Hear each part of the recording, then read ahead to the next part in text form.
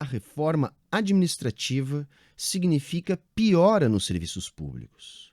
Nesse segundo vídeo da série sobre a PEC 32, que propõe uma reforma administrativa no Brasil e que está tramitando lá no Congresso, eu apresento alguns mitos utilizados pelos defensores da proposta no sentido de desqualificar o serviço público brasileiro. Mostro, a partir da nossa própria experiência, que um servidor público estável e independente ajuda a construir o desenvolvimento do país. Essa série é uma parceria aqui do canal com o Sindusprev RS. Então, vem comigo porque o nosso papo está só começando e é muito importante que a gente se engaje nessa luta.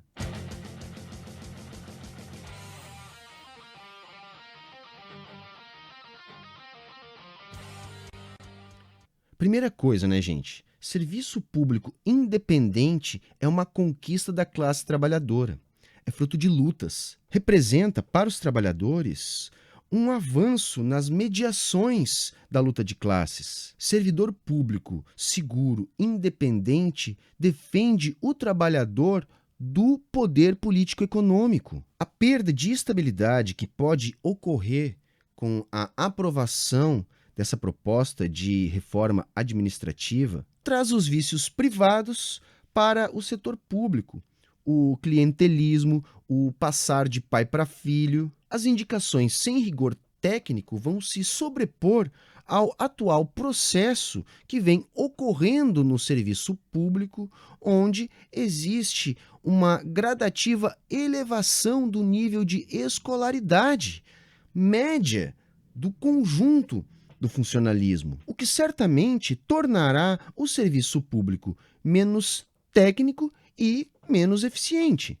Para sustentar a tese que a reforma administrativa, como a proposta pela PEC 32, é necessária, precisamos nos ancorar em uma série de mentiras. O real motivo da proposta é aumentar o poder político do Estado, enfraquecer a classe trabalhadora e garantir reservas de mercado para a iniciativa privada. As mentiras mais comuns utilizadas para justificar a reforma administrativa são referentes aos salários dos servidores públicos, referentes ao tamanho do Estado e à suposta ineficiência dos serviços públicos em comparação com os serviços oferecidos pela iniciativa privada. Mas vejamos, quanto ao salário dos servidores públicos, não é verdade que os funcionários públicos brasileiros ganham mais que seus similares da iniciativa privada. Primeiro ponto, né, gente, é entender que a maior parte do funcionalismo público brasileiro fica concentrada na esfera municipal, onde, de maneira geral, a renda do funcionário público é muito baixa. A média dessa renda é igual ou até mesmo inferior à praticada no mercado, mesmo que nos últimos 35 anos tenha ocorrido uma gradual elevação do nível de escolaridade desse tipo de trabalhador. O que eu estou querendo dizer? Nesses trabalhadores de renda mais baixa, os funcionários públicos da esfera municipal, há uma renda compatível com a do mercado privado, porém, esses trabalhadores têm, geralmente, um maior nível de escolarização. Eu estou falando de trabalhadores da esfera municipal, da área de segurança, de despachos, auxiliares de enfermagem e demais profissionais da saúde, professores e outros profissionais da educação, auxiliares administrativos e por aí vai. E quanto a funcionários que têm altos salários no funcionalismo público, a gente tem que compreender que, primeiro, é a enorme minoria do funcionalismo público. É apenas uma pequena parcela do funcionalismo público que tem esses super salários. E a proposta de reforma administrativa não ataca aqueles que recebem os maiores desses supersalários. Para além disso, temos que lembrar também que nessa esfera de altos salários do funcionalismo público, não se pode encontrar na iniciativa privada funções equivalentes. Eu estou falando aí de juízes, de alto comando militar, de legisladores. Dentre os cargos estratégicos de gestão de nível superior, se percebe que na iniciativa privada os salários também são superiores, mesmo nesses casos dos altos salários que representam a minoria do funcionalismo público. Gente, é fácil desmontar esse mito quando a gente olha para os profissionais da saúde e para os profissionais da educação. Via de regra, excetuando aí alguma regionalidade, os profissionais da saúde e os profissionais da educação da iniciativa privada recebem uma hora de trabalho muito maior na iniciativa privada do que na esfera pública.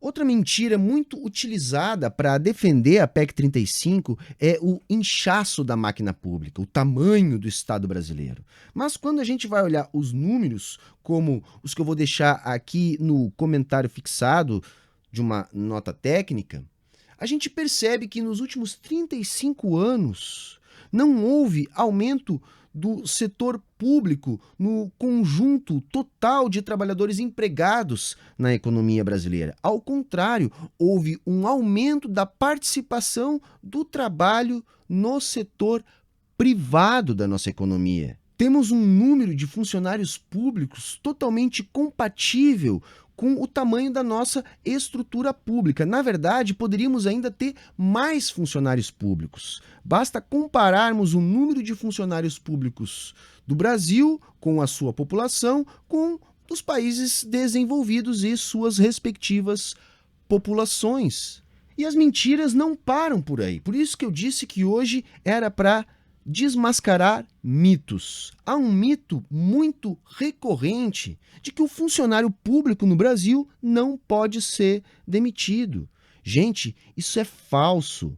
Atualmente, o funcionário público de carreira é obrigado a desempenhar funções segundo a lei e segundo o seu estatuto. Se ele não fizer isso, ele é submetido a uma sindicância, a um processo que pode resultar na sua demissão. A questão é só que, para o funcionário ter alguma garantia quanto a eventuais perseguições políticas, essa demissão não pode acontecer numa simples canetada. É necessário um processo apenas para provar que aquele funcionário não está trabalhando, não está fazendo aquilo que devia fazer. E isso, via de regra, não é algo difícil de acontecer. Onde a gente vê maior corporativismo são nas categorias que a PEC 32 não ataca. É importante destacar também que, se aprovada, essa reforma administrativa vai descaracterizar as estatais brasileiras, vai impedir a atuação das nossas empresas estatais no mercado. Isso representa uma piora nos serviços públicos, uma insegurança, como, por exemplo, no sistema que opera a geração e distribuição de energia no país. Crises como a vista lá no Amapá podem acontecer mais frequentemente por todo o país. Pelo texto proposto na PEC, as estatais não podem fazer intervenção no mercado. Isso representa uma piora na qualidade dos serviços, representa que o Estado poderá não mais fazer política de desenvolvimento regional, não poderá mais fazer políticas sociais.